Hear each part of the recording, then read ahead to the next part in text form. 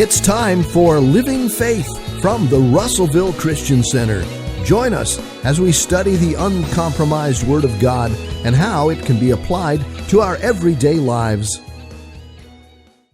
It's good to be here this morning. We're excited about this morning. If you're new to our church and you don't really know who we are, I am Bob. This is Charlotte. And we are the youth pastors here at the Russellville Christian Center. We have been the youth pastors for right about 15 years. So we've been around young people most of our lives, and we love young people, and we dislike young people all at the same time. It works that way. Yeah, it works that way. We have children of our own now. Our two girls sitting here on the front row and have grown up here at this church in the Word, and man. Yeah. What a blessing it is, and what a blessing Tom and Bonnie and Susan have been to our lives to help know that our next generation has something different than what we began with. Yeah. We're just excited about it. We give all the credit for what we've learned in the Word by sitting in this ministry. Right. This ministry is different from any other ministry you will go to. If you're new this morning, we welcome you to this family. Understand that we go around the mountain a little bit different around here. We actually instead of just preaching at you, there's good word that comes out of the Bible. It's straight to teach you what it says, how to live life with it. There's so many people in here that I can just look around the crowd and see that the Word has changed their lives, not just including us, but it all came from us starting off by listening to tapes. Charlotte worked with Miss Marilyn, that is up in Children's Church, and she started feeding Charlotte cassette tapes. Yes, we had cassette tapes. I mean, y'all don't even hardly know what CDs are anymore, but we had cassette tapes, and my truck would be covered with cassette tapes. She's like, I'm ready to go. I'm ready to go. Let's wrap it up. It's okay. Anyway, so we got into the Word and start growing in the Word. And we're just excited about being here this morning and speaking to you from the subject of straight out of debt. It is something that is dear to us and even more dear to my wife than to me, but I like the outcome of it. We are two totally different people. We come from two totally different pasts. Do you want to mention the Cyclones? Huh? Oh, yes. Before I get started, there's one other thing I wanted to mention. Let's give it up for our Russellville Cyclone football team. Mr. Trent and Jason, where he's at. They're going to the state finals this coming Saturday, 6:30 p.m. in Little Rock at War Memorial. So, yeah, give it. We're excited about that. So if you can make it out to support them, that's awesome. That's part of our family, and that's awesome. So Trent played an awesome ball game Friday night. Yeah, he did. Caleb, I'm sorry, Caleb. Dang. I'm so glad that was not me. You stood at home though, right? Yeah. Okay. Sorry. Caleb. Yeah. Well, Caleb, that's even better. Okay. Caleb. Okay, so obviously if I'm going to get to talk, I'm just going to have to jump right in. So I'm ready to get started this morning, but before we jump into our story and what we want to talk to you about and stuff, I have some disclaimers. So we're not here this morning to make you feel bad or to make you feel guilty for either what you've done or where you're at. Because if you kind of glanced at the notes, it's really just an article that we found out there that is really good, but there's so much guilt and shame and embarrassment that comes with being in debt. And so that is not our purpose this morning. Our purpose is to encourage you and let you know that you're not the only one or haven't been the only one. We just arrived. Here's the thing with the debt. We haven't arrived. We haven't arrived, no. Sorry. I've been thinking about this myself personally. Me and Charlotte have talked about with our own kids right now. We are in a brand new place of learning how to raise kids in a society with social media. Yeah. We didn't have that to deal with when we were kids. You know, the internet just began. You know, what's his name just created it? Al Gore, right? And so it had just begun. And so the life of social media, we're the first generation to learn how to raise kids with that. And that's a whole nother subject. But on the flip side of that is we are actually the first generation that grew up with credit cards. Yeah. Okay, with, Tom and Bonnie, they grew up being able to have debt, but credit cards really weren't there, and they weren't predominant when they were. Yeah. When we were, I got a credit card first thing when I was old enough to get one. So we're coming from a direction that we are all in the trenches learning this and growing, and we don't want to live there. I don't want my kids to live there. And we haven't arrived, and we're not professionals by any means. So please we're not financial professionals. I'm not a professional speaker. I've never done this before. So I don't know what's going to come out of my mouth. She was on the front row going, I think I'm going to puke. I think I'm going to puke. I told Bonnie, I said, if I look at you on the front row, you better get me a bucket and you better get me one fast. So we're not professionals. And because of where we've come and what we've been through with credit and credit cards, we are going to be pretty negative towards that. So I know some people are like, we use them, blah, blah, blah. And that's fine. Just so you know, we're going to be negative towards them. And unless your net worth is pretty substantial, which means, you take everything that you have minus everything you owe money on, unless it's a pretty big number, this message is for everybody. Even if you're not setting in debt, okay? There's something in this message that every single person can take and use. And so don't tune us out because you're like, that's cool, I'm retired, I got plenty of money. Find something in here that you can use. Yeah. We're going to be very transparent. Yeah. So again, that article, the reason we put that out there was because get the embarrassment out. That's the only way we can move forward and get through all this stuff, is to get it out, okay? We're going to be very, very transparent with about our background. Lives, yeah. Because we want you to see, okay, hey, we haven't done that. Yeah, we were nowhere near as bad as them. And so transparent. There's some things that we'll talk about for us personally that even, Tom and Bonnie may not know. Yeah. But, we've come through some things, and we're still coming through some things. Yes, definitely. But we've all got to learn that God's bigger. Yeah.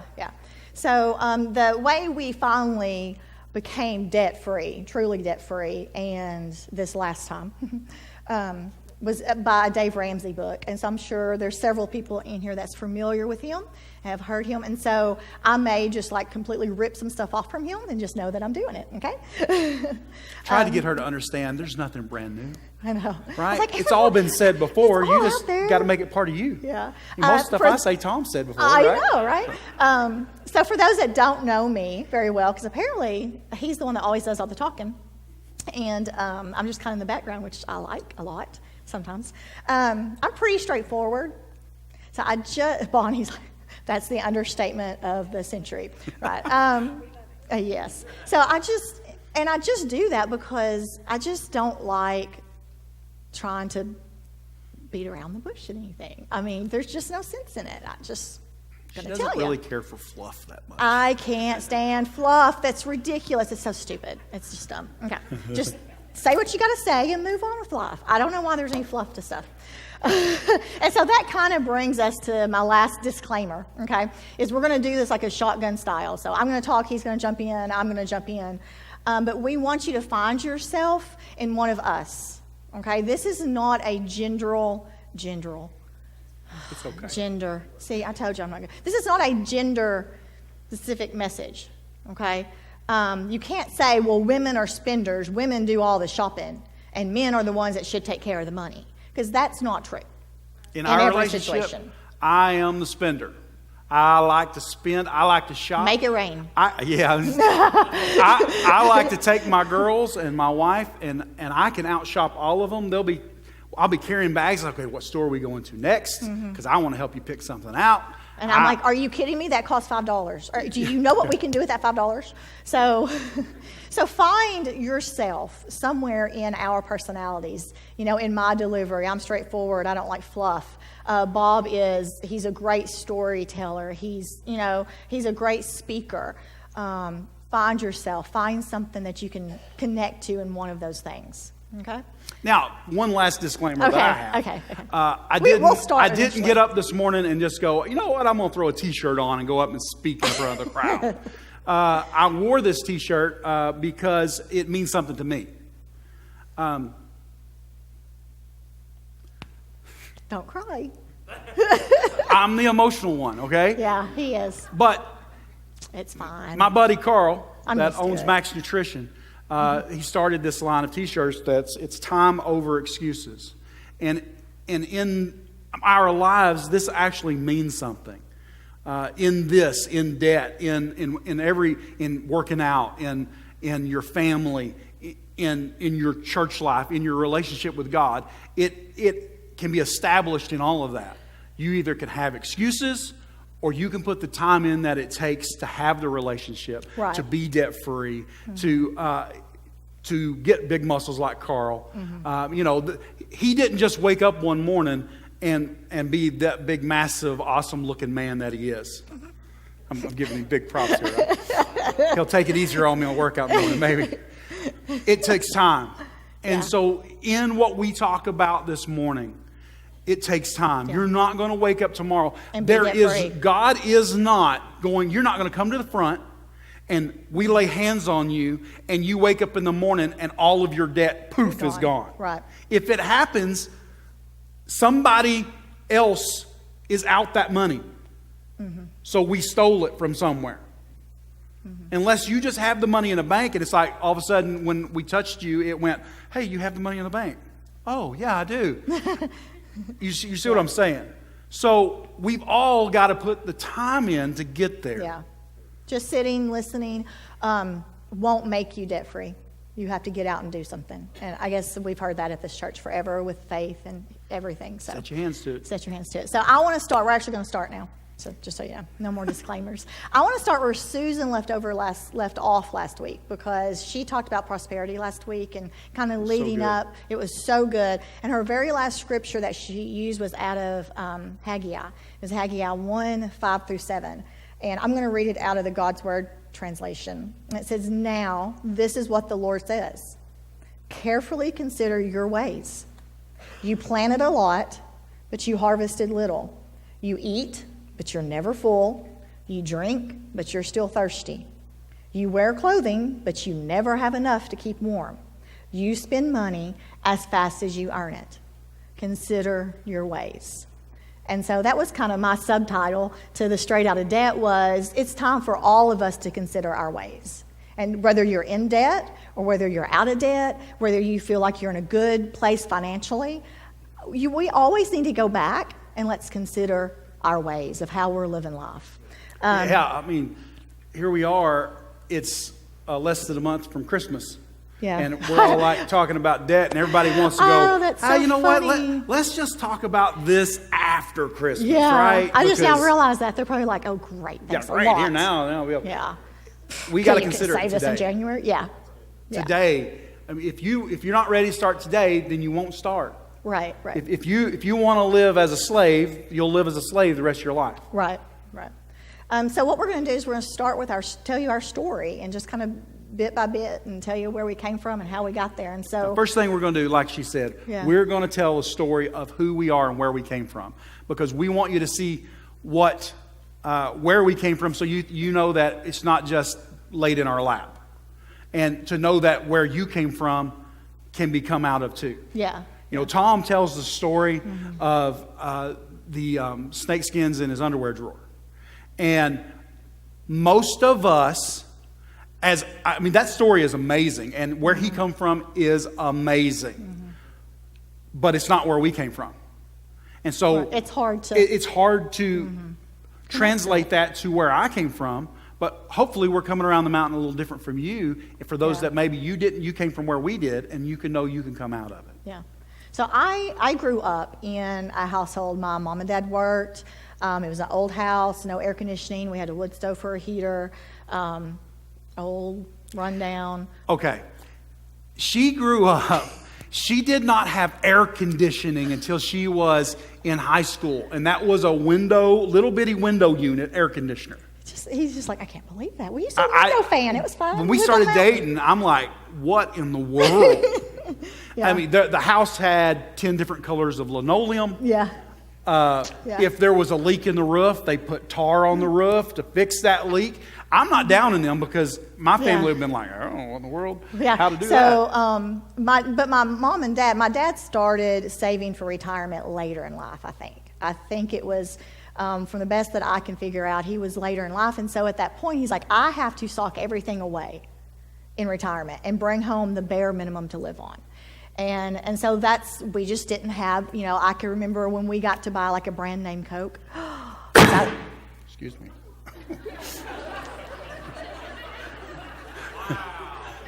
I tried to shield Strike two on him. One more and you're out of here.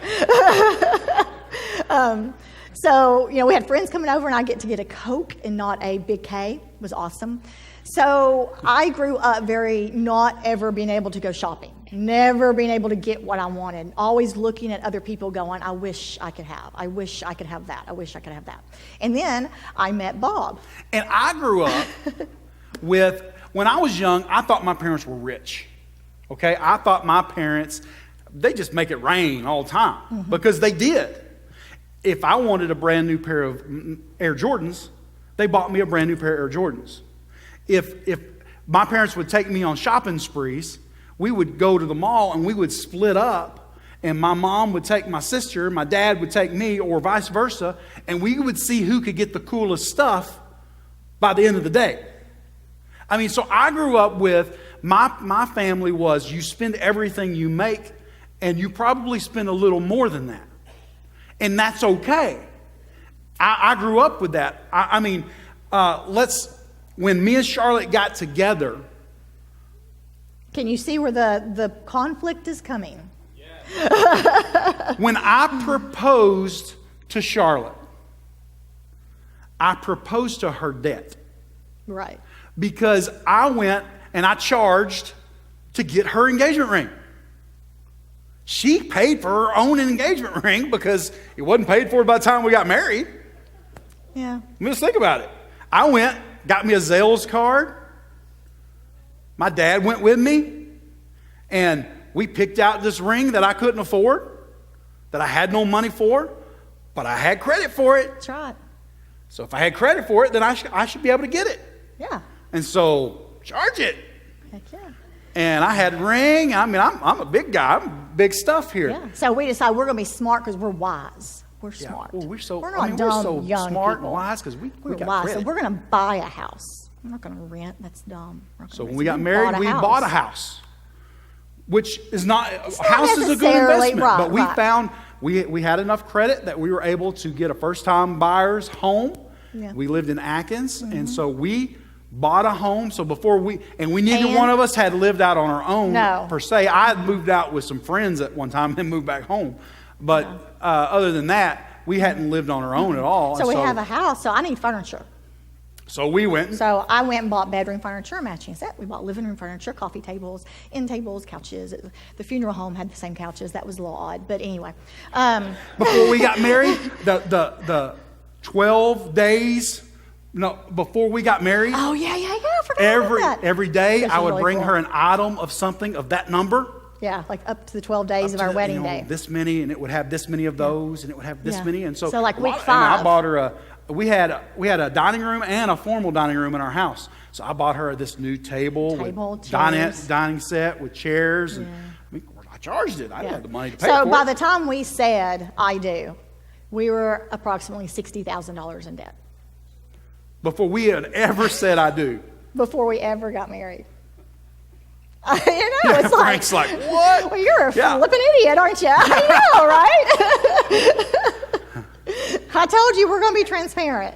In fact, I didn't realize that till I was making the notes out for this. And I was like, oh my gosh, what were we doing? But I had been brought up never being able to get anything. And so when I met somebody that was like, well, baby, I'll buy you anything you want. I was like, all right. You want that? Heck yeah. I want that, I want that, I want that, and I want that. And I want some more of that. And so that's how we lived. That's how we lived our first few years in marriage. Whatever I wanted, because I never got to get, he would get it for me. And we just went, we shopped, we had fun. Great time. It was just wonderful. We would buy cars afterwards that, of course, he bought a green truck. I have to tell this story. We bought a green truck one time. I love vehicles. Yeah. And if you're a guy, it's very possible you love vehicles. That's who we are a lot of I times. don't get it. It's weird. And I had a perfectly good truck that I still owed on, and Yeah. that would have been paid off fairly quick. Yeah, quickly.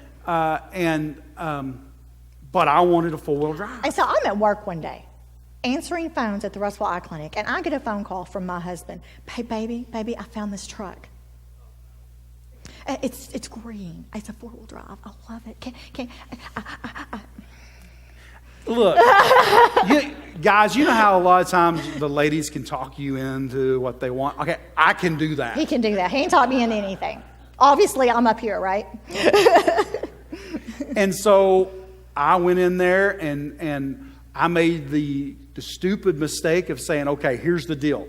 I can talk my wife into this as long as my payment isn't over this. Okay? So they got it. And so they're like, no problem. No problem. Here's your payment. And I'm like, all right, baby. Payment's not even going to go up, but $20 a month. We can do this. It's no problem. I know it's all I want. Yeah, I'll be happy after this. I'll be happy after this. And so she's like, fine, whatever.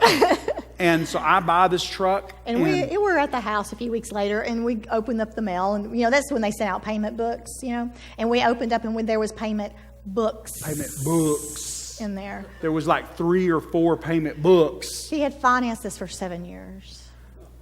And that's back when you didn't finance vehicles for 7 years. So I just had to tell that story. So that's what we were living in. And I was the one doing the bills because I have a degree in economics and finance. I like numbers. I'm kind of like the number nerd, all that good stuff. And he's like, just whatever, just, I spend it, you manage it, whatever. And so make it rain. That's all he cared about. And we did.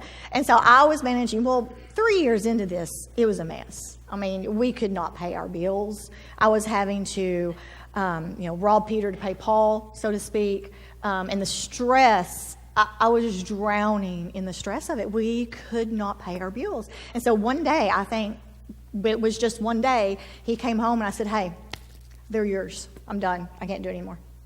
And I literally dumped them in his lap. And I know nothing about managing. And I walked away. I dumped them in his lap and I walked away from him. Even in high school, as I had jobs, I brought my checks home to my dad. Yeah. And he would pay my bills for me and just give me the money out of it left over for me to spend. I was managing his money before we got married. Right. Now, we didn't combine it, but I was doing the managing of it before we got married. So, at this point, we weren't paying tithes. We weren't coming here to RCC, but we weren't paying tithes because there was nothing left over to pay tithes with. There was no money. Yeah, left over. She said. Okay. Our mindset was there's nothing left over to pay tithes with. And so this is where we were at. We couldn't afford anything. We were paying credit card bills with another credit card because we had no money. And we're talking credit card bills of $300, $400 a month. It's not a $50, $60 credit card bill. So we'd have to pay one with another credit card. So I'd pay one up. Yeah. To where it would free it back up, and then I would immediately take it and pay the payment on the other one. So that they would not call me anymore that month because they called me constantly. Yeah. And I didn't want to answer the phone. I didn't want to go get the mail. One of my favorite things to do now is get the mail. I get upset when my girls get the mail out of the mailbox. He does. I like to get the mail. Don't touch the mail. That's my job. I like getting the mail, but there was a time when I didn't want to touch the mail. Yeah. And so we were seriously considering and looking at filing for bankruptcy. We probably about this time we owed about $75,000 in debt. And not on our home. No. When she says we're owed $75,000. the home was in that. Our home was like $40,000. I mean, it was cheap for a house back then. So, the rest of it was credit card debt and vehicle debt. And so the only option we thought we had was bankruptcy. I mean, that's all we could do. And so around that time, we started coming here. Because remember, Miss Marilyn had been feeding me tapes. And so we came here and just sat under the Word and realized, after learning so much, that, okay, we got to start paying our tithe. I had begun to work, help in the youth group. After about a year being here, about we started year helping. and a half of being here, we started helping out in youth. We weren't the youth pastors or associate youth pastors or anything. Just helping. We were bus drivers. Yeah.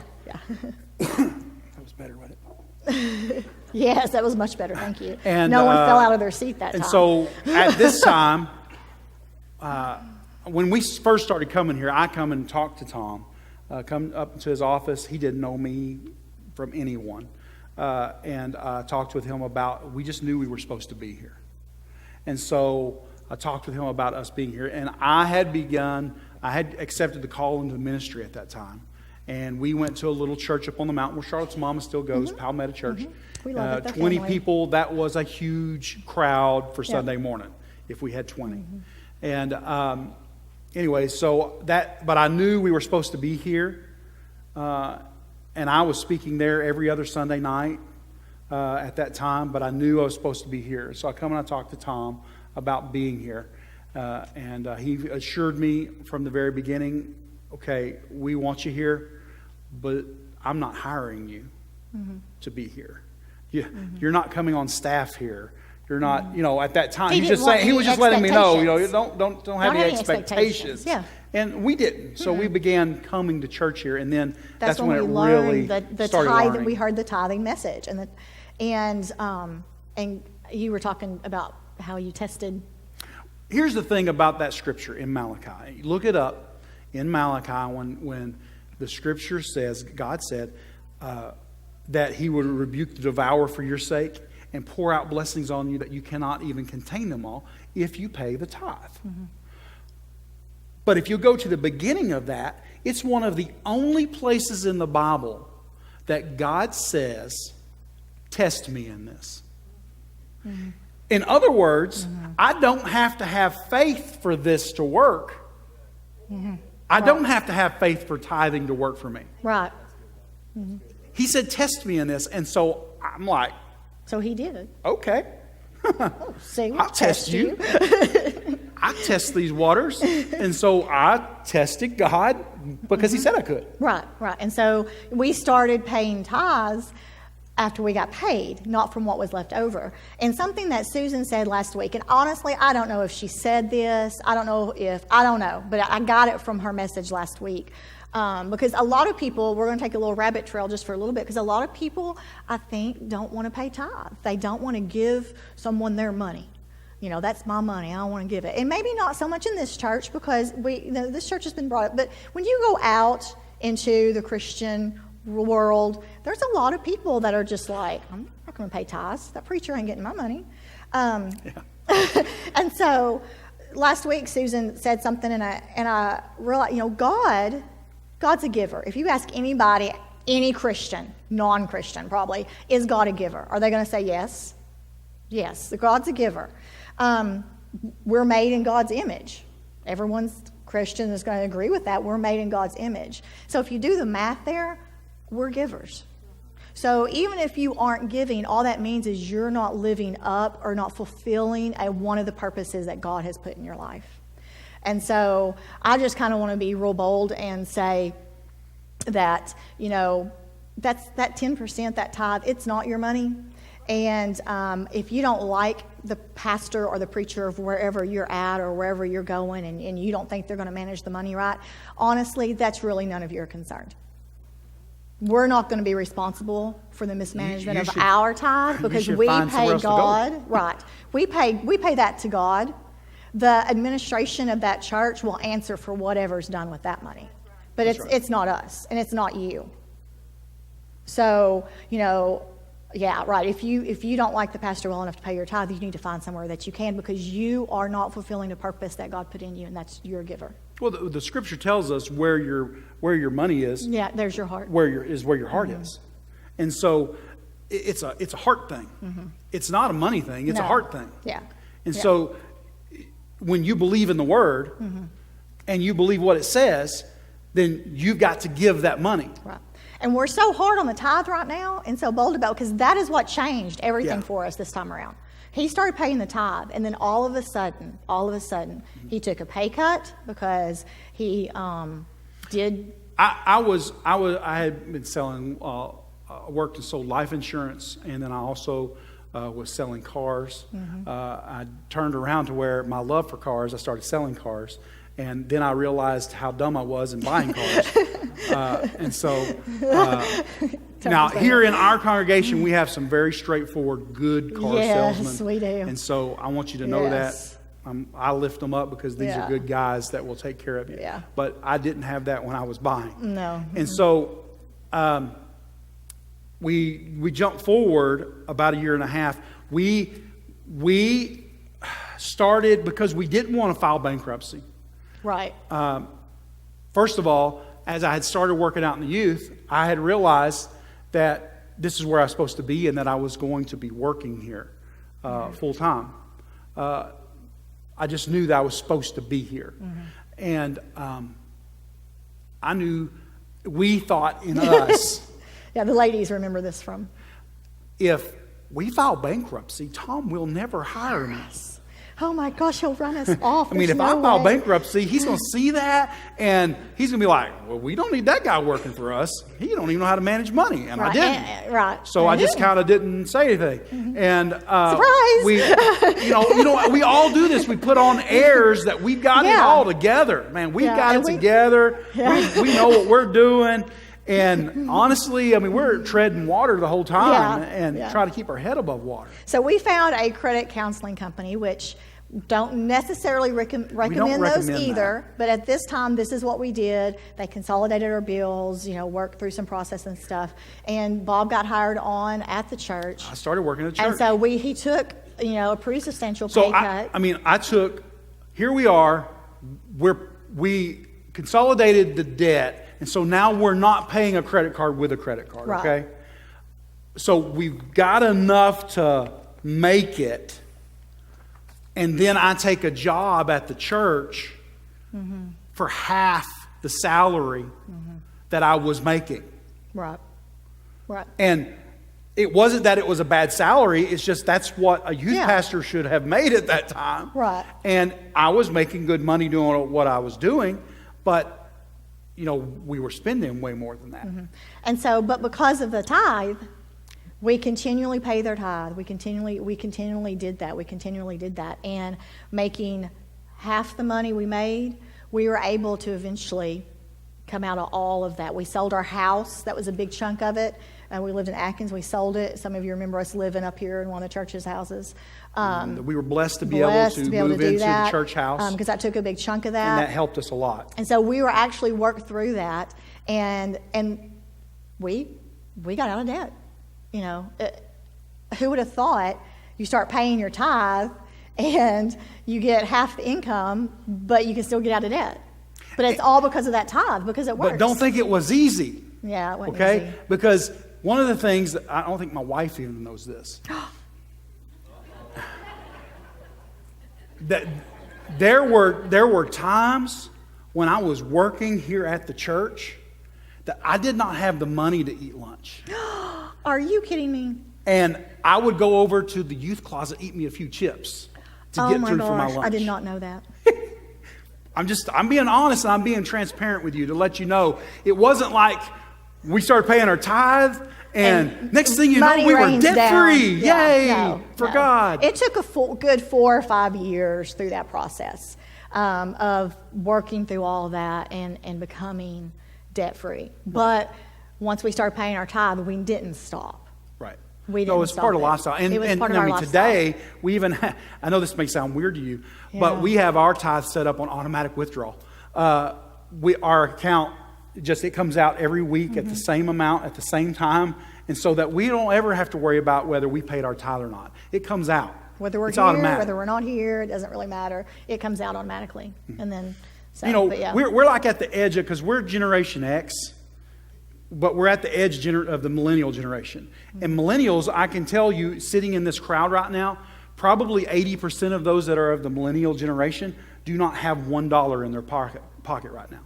They have their debit card, but they don't have $1 of cash in their pocket. So I know, like for Tom's like, what? If I don't have money in my pocket, I'm going to turn around and go back home because I forgot my wallet. Right. That's right. And I like having cash too. I've learned that having some cash in my pocket makes me feel better. Makes me, and sometimes I don't want to turn loose of that cash that's in my pocket. So, I mean, that's another rabbit trail there. But here's the thing we got to think about. We've got to start focusing on, understanding that just because I have that card doesn't mean that I have money. Tom's generation, it was just because I still have checks left over doesn't mean that I still have money in the bank account. Right. Well, just because I have the card in my pocket doesn't mean that I have money. Have money. Mm-hmm. Yeah, so it probably took about 4 or 5 years through that process of paying all that off and continually paying our tithe and finally building up some money. And we swore never would we have another credit card again, ever. I mean, it was their evil, their disaster. It was horrible. Finally rebuilt our credit over that length of time. So Layla good. was born. Yeah, Layla was born and all that mess. And well, that wasn't bad. I wasn't saying you were a mess. You know what I mean. So fast forward, okay? Fast forward. We've been married. Maybe we ought to specify this. 19 years coming up next week. We'll be married 19 years. 19 years. So yeah, that's really nothing. So just to kind of give you a time frame of where we're at. So fast forward to about 5 or 6 years ago. Okay, 5 or 6 years ago. We were still living in the church's house. We were debt free, but we were debt free at that time. Yeah, we didn't own anything. We were like, I think it's time that we can buy our house. Charlotte was staying home. I was getting to stay home. I'd had Ava, my other one, and I was getting to stay home with her, and because we didn't have debt, and so it's time. I think we can buy a house now.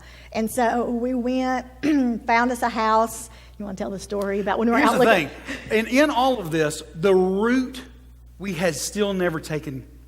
We had never. I hadn't got to that yet. That's in my notes. But it's okay. We have not gotten taken care of the root of the issue. Yeah. So here we are. We're out looking for a house because we don't own anything, right? We're debt free. But we're debt free. Then we must have money everywhere. Right. We're out driving around looking for a house. Mm-hmm. And I have to get gas for us to go around looking for a house. And my card gets declined because I don't have enough money in the bank to buy gas. But yet we didn't have no bills. But we're going to buy a house. That's right. By golly, we did. I think I made her cry. Yeah, that was pretty bad. It was a bad night. I know the gas station. I can tell you exactly what pump we're at. I know, yeah. It was a bad deal. But we bought our house. We still bought a house. We did. We still bought a house because, that's what you do. And I went back to work because, we bought a house. And so through all those years, the 5 or 6 years or whatever, we were getting paid. We were paying our bills. And we were spending what was left. We were getting paid. We were paying our bills. We're just going through life. We didn't really get into debt or anything, but that's just what we were doing. Except for then I wanted a Jeep. Yes, he wanted a Jeep. I had Jeeps. Because he had sold a Jeep for the down payment for our house. Yeah, I sold my Jeep that I had at the time as a down payment for our house. And that made Charlotte feel so bad because I had taken something that I loved and sacrificed it for our family, which that's what you should do, men. That's who you are. Right. In the relationship, in your marriage, and in your family, you should sacrifice. The women sacrifice also. But guys, you're the protector and provider for your home. That's right. If you're not those two things, you're not a man. That's right.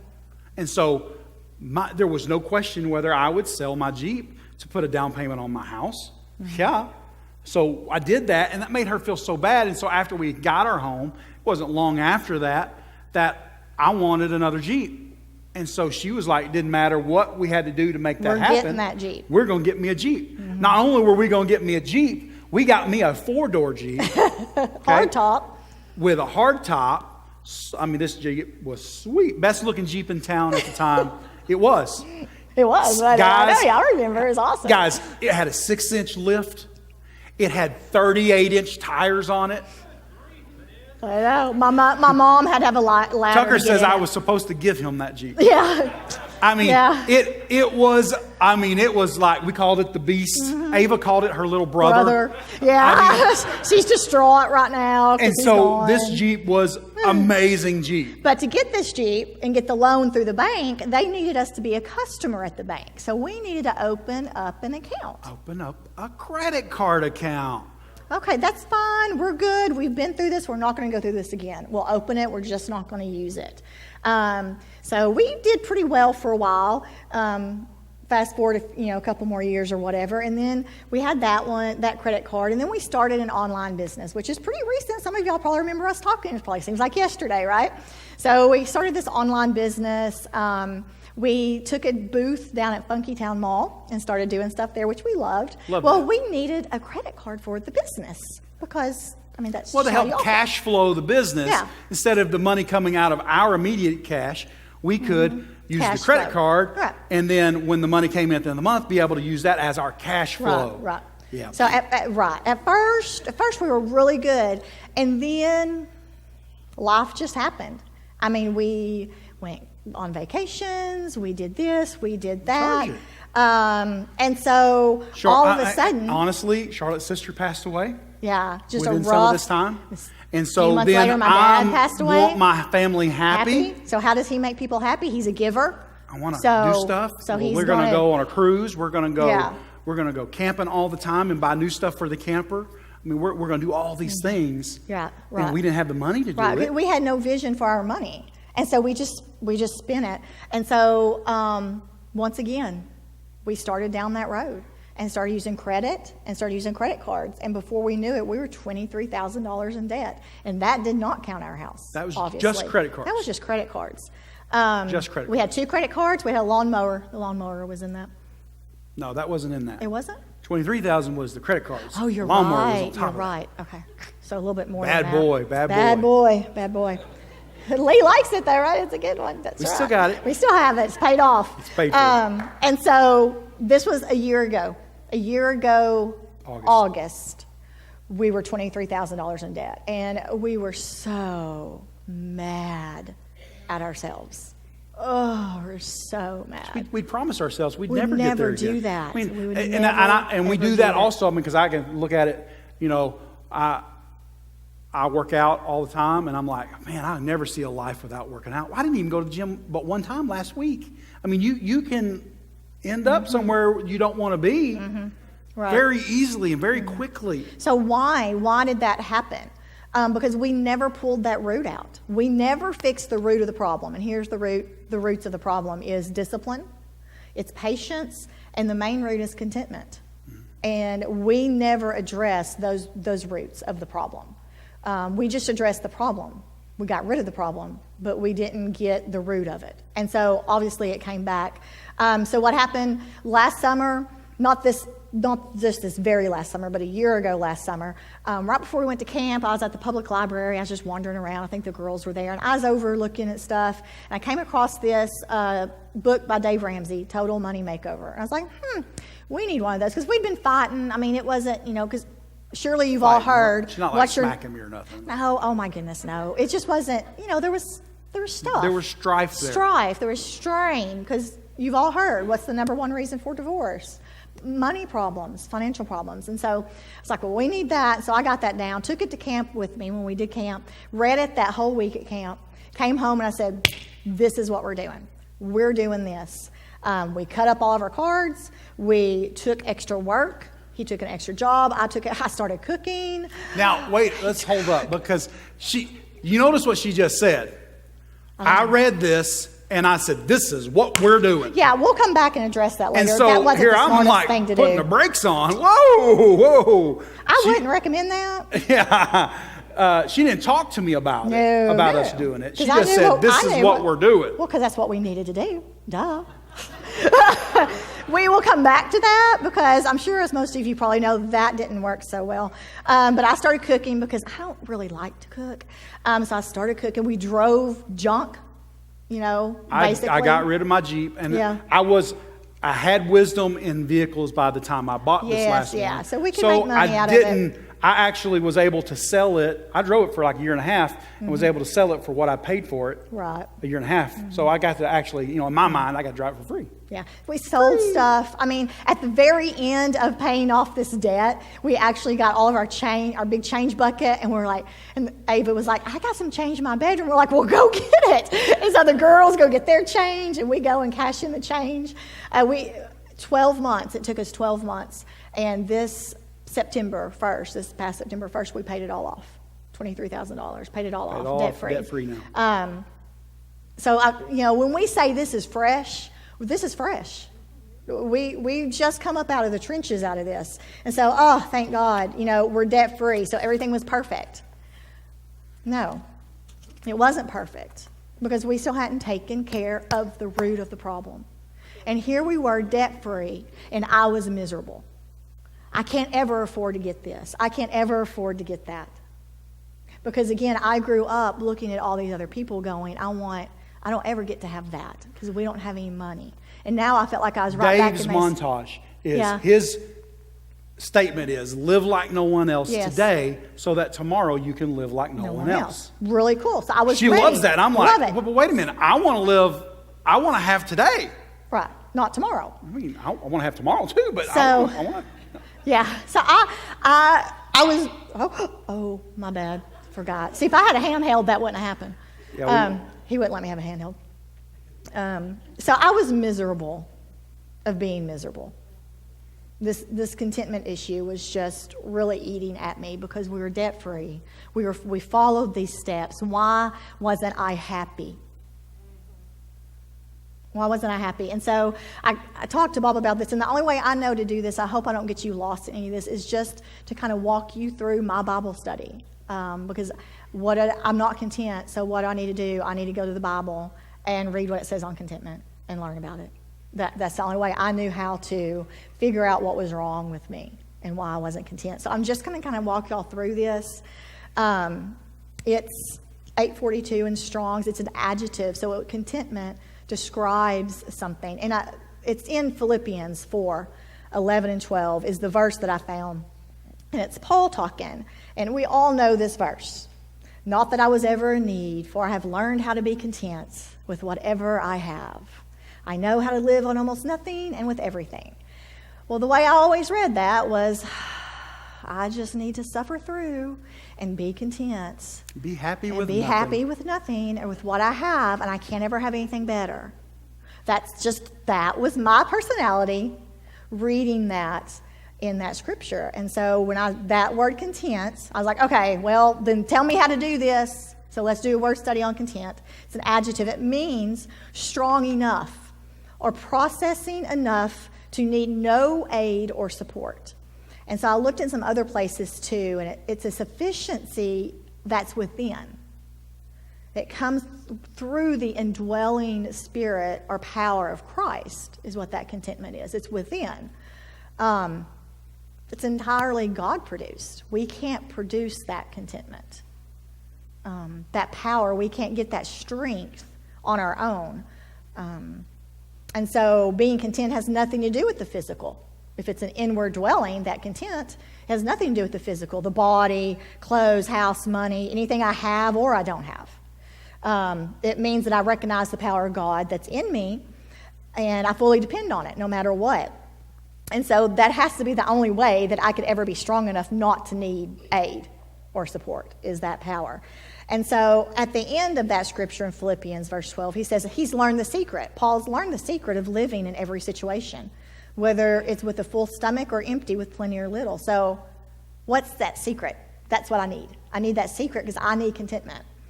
When you keep reading, verse 13, Paul says, the secret is, that's not what he says, but paraphrasing, I can do all things through Christ who strengthens me. So I was like, is that the secret? In my Bible study, I'm like, I write that down in my book. But is now that for the her, secret?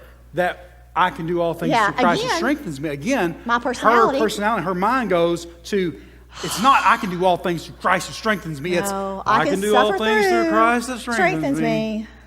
Fine, I'll drag go with this along, because I can do this, because God said I can do this. So yay, make it through this. Yay for me, learning contentment. Woohoo! Woo! I'll be content with nothing. Thanks, God. Appreciate it. So that's just how I read it.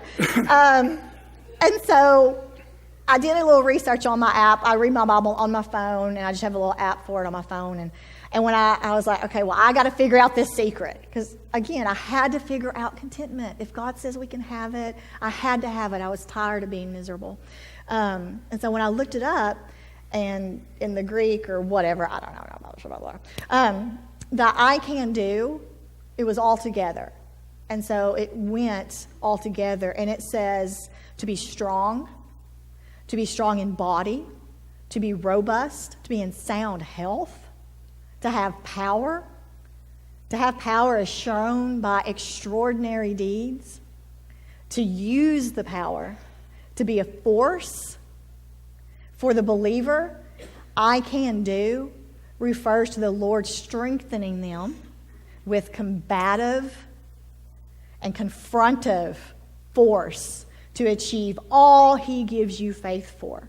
So the faith, our faith, and the I can do is directly related. And I was like, wow. See, Wow. What God is saying, has told us is, yes, we need to be content. We got to be content in knowing that we have the Holy Spirit. We've got to be content in knowing who God has designed us to be. Mm-hmm. Not that we have to be content driving a Pinto. Right. Not that we have to, just be... There used to be a vehicle. There was a It's Pinto. not a bean. It's a vehicle. Not Pinto beans. You still have one, huh? Pinto. Not that... And you can be happy driving that. But it's not our contentment in our things and our physical having. That contentment had nothing to do with the physical. No Our matter contentment how much is you have in or don't knowing have. who God has designed us to be. Mm-hmm. And then the I can do is that He gives you the power to change the atmosphere around you. Yeah. So if I want to become more content, I need to work on my contentment. Okay? Then what I actually need to do is focus on the Holy Spirit that's inside of me and become more and more dependent on Him. I need to start living the I can do life. The I can do life is I am strong, I am able, I have strength, I am full of health and vigor. I use whatever force necessary, combative, confrontive, it doesn't matter, to get what God has already provided for me. I get into the fray. That was something else I found in there. I get into the fray. I get into the action. I go running into it to get what belongs to me. So I engage I'm not done. I engage the resistance. You just settle down. This is the good part. Yeah, where's my hanky? I engage the resistance so that the power within me is shown in extraordinary deeds. That is how to be content. And it's just changed my life. And again, this is new. I mean, I'm talking this is the last maybe couple of months I've been dealing with this. But what that means is I'm content, and if I'm going to have that power and I'm going to go into the fray like that, then that means it doesn't matter what I have to do to get there. Mm-hmm. I'm going to do it. Right. So if it's take on another job, but I don't, time or excuses. If it's sell that vehicle that you've wanted for so long because it's what everybody else has, because it makes you look important, because that's all the stuff I had to battle. I can't sell it because I owe way more than what I can get out of it. Let's figure out a way to do it. Then we look at trying to save up the money to pay for that overage amount. And then Start we sell it. delivering pizzas. That's what Dave loves. Start delivering pizzas. That's what his famous saying is. Save up money. So being content doesn't mean you've settled. And that's what I finally discovered. It doesn't mean that I've settled. Achieving more money and all that other stuff, that's just a byproduct of the I can do life, of being content. So now we're pulling the root out, and it's made a huge difference in everything. But right now we're supposed to back up and talk about some of the communication and being on the same page. And here's the thing. We're almost done. Sorry. Through this, we're almost done this morning. Through the process of it, there has to be communication. If you are a married couple, with family, without family, it doesn't matter. You both have to know where you're at. Yeah, and you both have to be on the same page if you're going to move forward. When I came and said, hey, this is what we're doing, he said, oh, I don't think so. I didn't, So he drug his feet the whole way, and we spent the whole year, kind of a back and forth because we weren't on the same page. I go along with some of it because I want my life at home to be happy. And so, and so I go along with some of it, but inside, I'm not completely on board. Right. I mean, you can ask Carl, because there's been several mornings I'm sitting at the gym and I'm talking to him. I'm like, that woman of mine. So I need to talk to you. That woman of mine. I hope you wrote all that down. Your lips are sealed. Yeah, I know how you guys are. And so, but we had to learn, we had to communicate with each other. There's one time that Utah, that's not what it's called. That's what we always called it. We called it the Utah, but it was the Tahoe. Tahoe, whatever. The passenger door, when you're inside of it, you can't open it. You have to someone has to go around and open the passenger door to get out. There was one time we pulled up to the house and we were in a heated discussion. And I couldn't get out. And it was so frustrating. Because that's my motto. That's my MO is I'm just leave. And she just walks away from a situation. Yeah. And I want to talk about it. Yeah. Let's and I couldn't leave. And I was like, I even thought about crawling in the back seat just to be able to get out the back door. But I was like, I'll get stuck on the way. It would just be a bad deal. So this is something I encourage you to do is if you're married in a relationship, you need to talk to your spouse and communicate. Because just because you think everything is good and you think everything is working out and this is the way they want it, it may not be. Well, here's the other thing. Let's say, just like in our relationship, she is the saver and she knows how to do budgets, and she can take the exact same budget that I take, and she can squeeze more money out of it and figure out ways for us to have more than I can. For me, I'm like, got $1 left. I need some gum. And so you got to know that yes, there's going to be that, but just because she's the one that knows how to handle money doesn't mean that she's the only one that needs to know what money we have.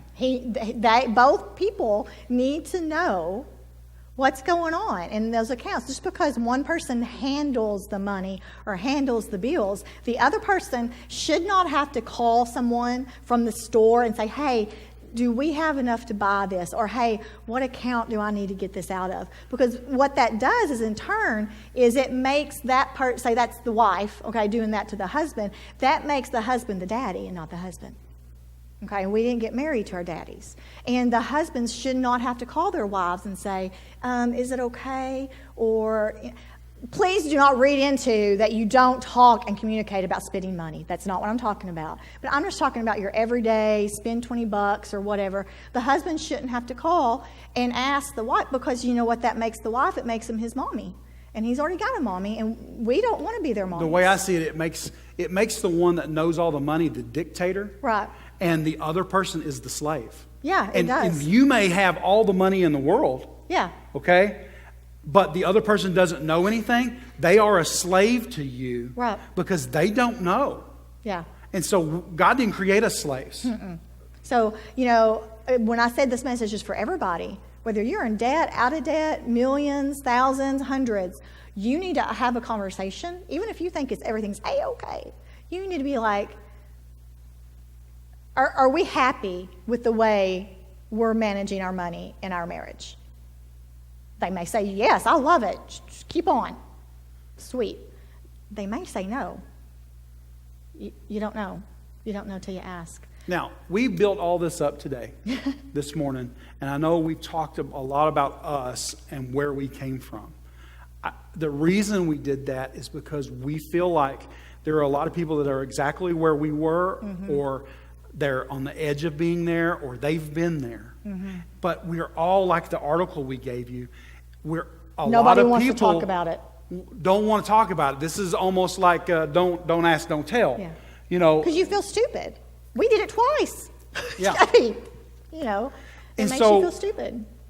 We talked all of this because here's the thing. If you want to talk about those steps on what it takes to get there, like the nuts and the nuts and bolts of what we're talking about what we did, It may work totally different for you, but for what we did, tonight we're going to go through the nuts and the bolts. Kind of give you a starting point of what you can actually take something home and say, okay, now, here's some steps for us to take if this is a journey we want to or we need to do.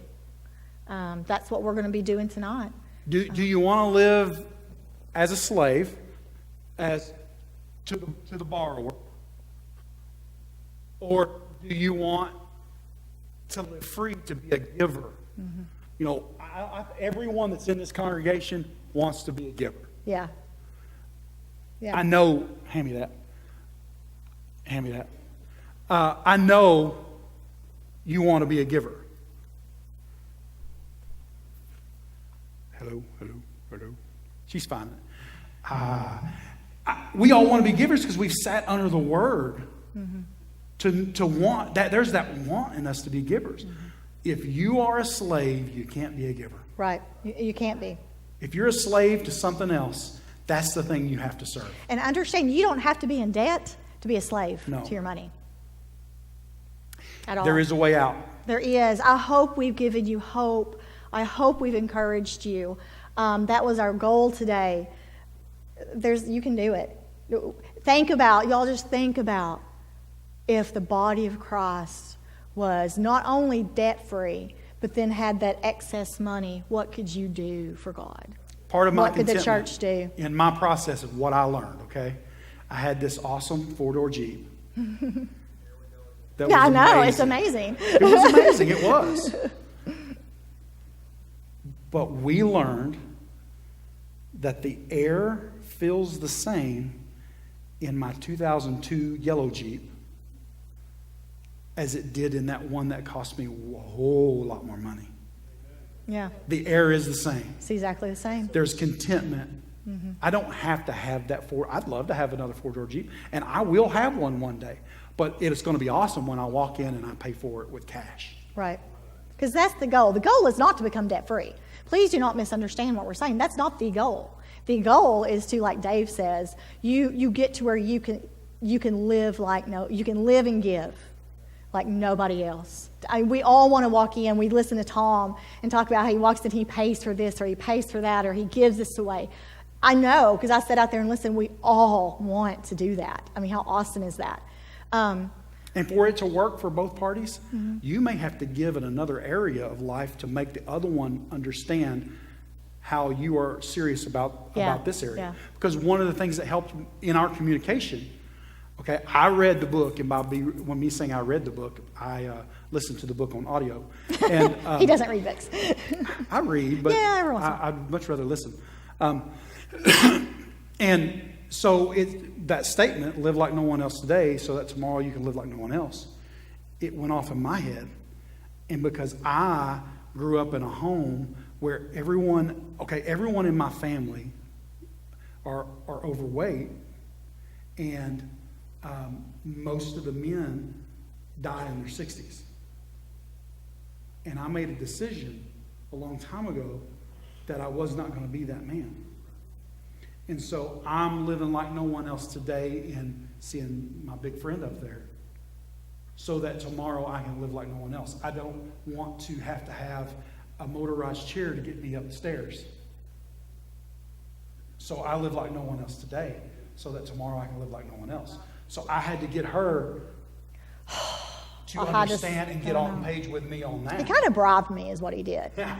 Because I wanted to do the money. Okay, we're going to live like no one else today in our finances so we can live like no one else tomorrow. Well, then we got to be able to enjoy those finances when we get older. So that means that we got to take care of our health too. We got to live like no one else. And so it's a byproduct. She jumped on board with the health thing. It made me want to jump on board more with the money thing, and it just took off. And in a year, we were debt free. Yeah. So tonight we're going to talk about the nuts and bolts. We're going to go through the 1, 2, 3s of how to do it. We're not saying that it's going to fit you perfectly. You may have to tweak fashion it a little bit to fit you. We had to fashion some of it to fit us because we all work different. They're in your family. Most likely there's a spender and most likely there's a saver. At least there's one person that saves more than the other. You may be both spenders, and if you're both spenders, then both of you got to get on the same page, not being spenders all the time. Yeah. So You still got to come together. This morning, and we hope you got something out of what we talked about and about our story. We didn't intend to go so long. Well, she Sorry. didn't think it would go so long, but I knew. And we are, as you can tell, we're excited about the subject. If you want to talk to Charlotte about budgets and that stuff, will be more than glad to talk with you about a budget. But here's the thing: she may tell you some things that you don't like. She's going to tell you some things you don't like. She's not going to just look at your stuff and go, "Oh, well, you're doing it perfect." You wouldn't talk to her if you're doing it perfect. Yeah. You may not like our suggestions, and you may not take our suggestions. Again, we're not professionals. No. But if we can get you thinking and going back and maybe, well, let me look at my budget the way I've been doing it now. What's some stuff I can tweak? Then awesome. Success. Right. So, all right, we need to close. Is that good? Did y'all get anything out of this morning? All right, y'all stand. Stand up. You stand.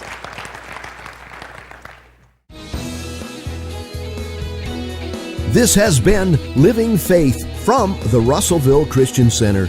If you would like more teaching, you can visit our website at www.rccenter.org or download our app to your device. The Russellville Christian Center is located at 305 Lakefront Drive.